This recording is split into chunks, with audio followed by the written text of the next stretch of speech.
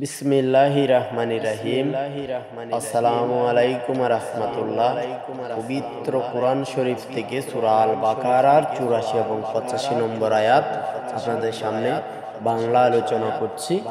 পবিত্র ঈদুল ফিতর সবাই আল্লাহর অশেষ রহমতে ভালো মতে কাটিয়েছেন এরকম আশা রাখছি।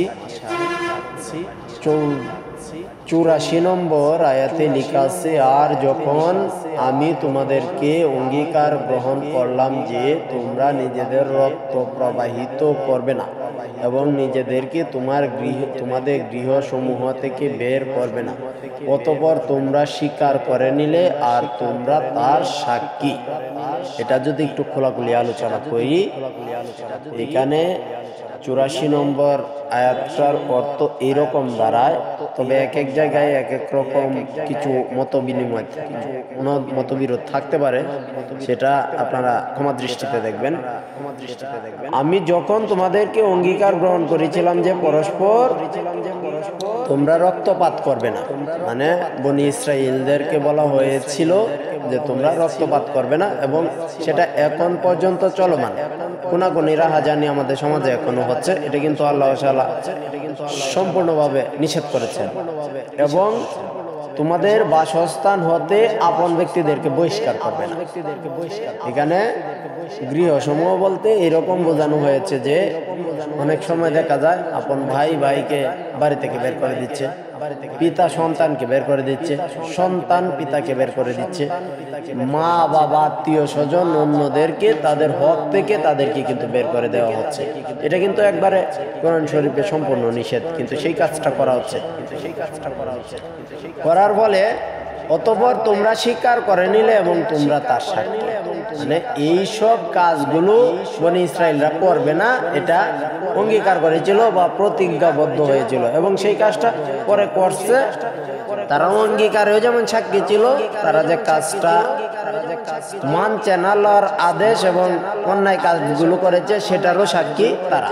85 নম্বর আয়াতে লেখা আছে, অতঃপর তোমরাই তো তারা যারা নিজেদেরকে হত্যা করছে। অর্থাৎ এখনকার সময়েও সেই সব লোকজনেই মনে হয় যে এখনো বেঁচে আছে, তারা একে অপরকে কোনাকুনি করছে বা হত্যা করছে। তোমরা তোমাদের মধ্যে একদলকে তাদের গৃহ থেকে বহিষ্কার করছো, মানে আত্মীয় স্বজন বা যে প্রাপ্য আদায় থেকে আপনারা তাদেরকে বের করে দিচ্ছেন শত্রুতা বশত। আপনার কাছে তাকে ভালো লাগে না, তার আচরণ বিধি আপনার কাছে শত্রুতা মনে হয়, তার হক আপনার কাছে দাবি করলে আপনার খারাপ লাগে, তো আপনারা বার করে দিচ্ছেন তাদেরকে নিজের বাড়িঘর থেকে, জমাজমি থেকে। পাপ এবং অন্যায় কাজে সাহায্য করছো, এবং তারা বন্দী হয়ে যখন তোমাদের নিকট আসে তখন তোমরা কি করো? মুক্তিপণ দিয়ে তাদেরকে মুক্ত করো। অর্থাৎ যারা অন্যায় কাজ করে আরেক ব্যক্তির কাছে যায়, তখন তারা কি করে?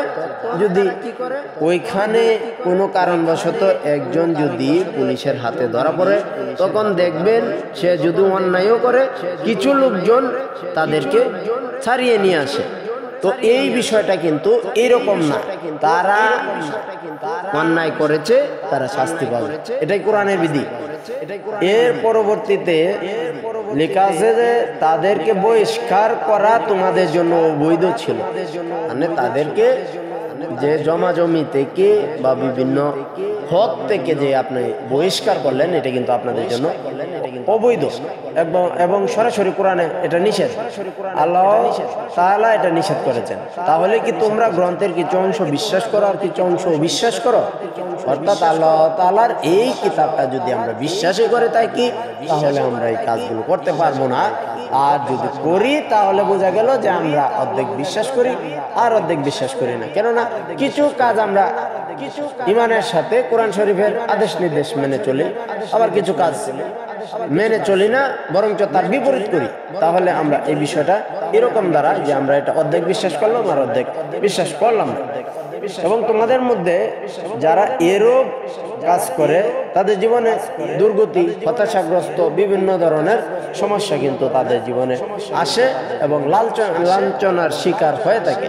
আপনারা দেখবেন বিভিন্ন সময়ে সমাজে অনেক বড় বড় বা ধনী ব্যক্তিরা আছে, থাকার পরেও তাদেরকে মানুষ ভালোবাসে না, সামনাসামনি বা না দেখা অবস্থায় তাদের নামে গীবত গায় এবং তাদেরকে গালাগালি করে, এটা কিন্তু তাদের জন্য লাঞ্ছনা।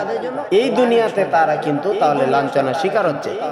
তাদের কি প্রতিদান হতে পারে, মানে লাঞ্ছনা ছাড়া তারা যে সব কাজগুলো করছে তার বিনিময়ে তাদের কি হতে পারে? কিয়ামতের দিনে তারা কঠিন আযাবে নিক্ষিপ্ত হবে। কিয়ামতের দিনে তাদেরকে কঠিন আযাব দেওয়া হবে। আর তোমরা যা করো আল্লাহ সে সম্পর্কে গাফেল নন। অর্থাৎ আমরা রাতে দিনে মনের জানা অজানা বিষয়গুলো মহান আল্লাহ তাআলা জানেন। একজন ব্যক্তির আপনি ক্ষতি করছেন, সেই ব্যক্তিটা না জানলেও মহান আল্লাহ তাআলা দেখছেন। আপনি একটা চুরি করছেন রাতে, কেউ দেখলো না, কিন্তু আল্লাহ তাআলা দেখছেন। আপনি অন্যায় কাজটা করছেন, সেই কাজটা আল্লাহ দেখছেন। আল্লাহ ইলমে গায়েব সবকিছু জানেন। তাই আল্লাহকে ভয় করি এবং সকল পাপাচার থেকে দূরে থাকি, এটাই আমাদের সবার কাছে কাম্য। ইসলাম কখনোই অন্যায় কাজকে সমর্থন করে না আর করবেও না।